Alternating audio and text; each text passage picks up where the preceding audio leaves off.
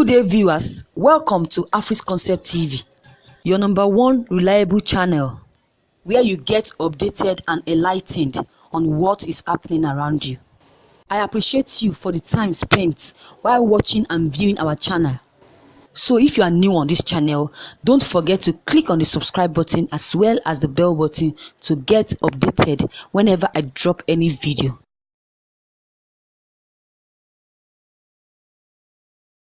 News headline: Ohanaeze Igbo denied allegations raised against him by Nnamdi Kanu. President General of Ohanaeze Igbo worldwide, Chief Nnamdi, denied allegations raised against him by the leader of indigenous people of Biafran, IPOB, Mazi Nnamdi Kanu.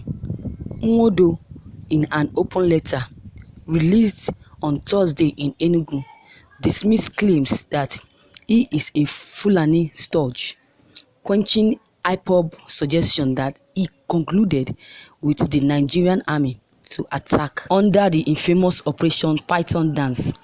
The former two-time minister, who went further to recall evidences of his condemning several anti-politics of the federal government, relieved out his conditions and performances in pursuit of the Igbo cause.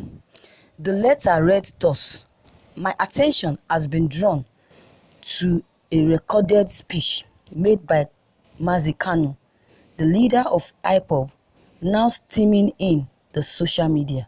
The speech was ostensibly made in Germany ahead of a visit Sen Ike Ekweremadu and I were scheduled to make a Germany for a meeting of Igbo.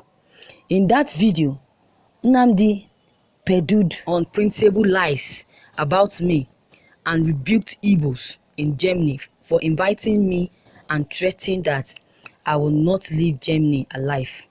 I would have ignored the speech as I have ignored many of his previous abuses and deliberate falsehood previously.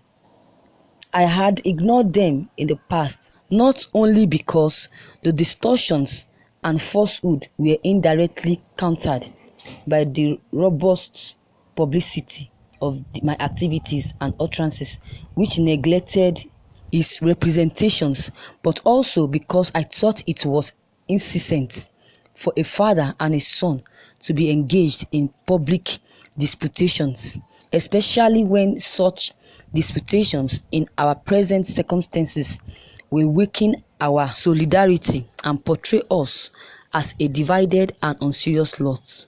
It has, however, become necessary now to rebuke his persistent falsehood, because not to do so will make them credible amongst those who may not have heard my side of the story. The IPOB leader, first of all, accuses me of being an accomplice to the invasion of his homestead in Umuahia by the Nigerian army in Operation Python Dance. Secondly, he accuses me persistently of being a Fulani stooge who would always do the beckoning of the ruling Fulani elites in Nigeria. He also accuses my late father of being a Fulani stooge. He told me and our Southeast governors and legislators responsible for the marginalization of the Southeast. He accuses me of being against the realization of Biafran and a saboteur to the Igbo cause. First of all, I am either the commander-in-chief of the Nigerian Armed Forces, known as member of the Nigerian Armed Forces. Secondly, I never participated in any meetings where Operation Python Dance was ever recommended or ordered. Truth is that when the second Python Dance was ordered, I wrote against it and advised against it in the media. I saw no need for it. I condemned the mayhem that followed it. I wrote to the GOC 82 Division NA on the violation of the UN rules of engagement by its troops. I listened to the brief of the Abia state government on the clashes between the Nigerian police and Nnamdi Kanu on the establishment of the Biafran Security Service without legislative approval or knowledge of the Nigerian police. I called for caution.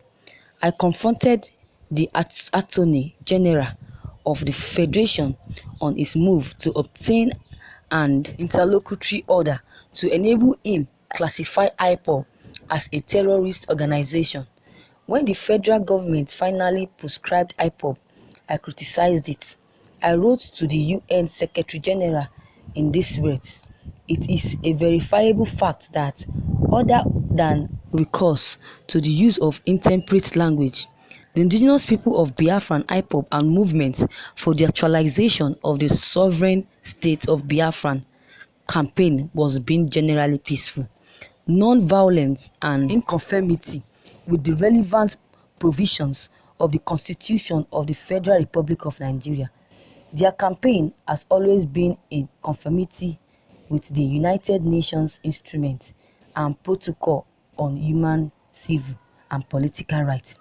It is for these reasons that I undersigned, without endorsing some of their method of agitations." Viewers, thank you for listening to this news.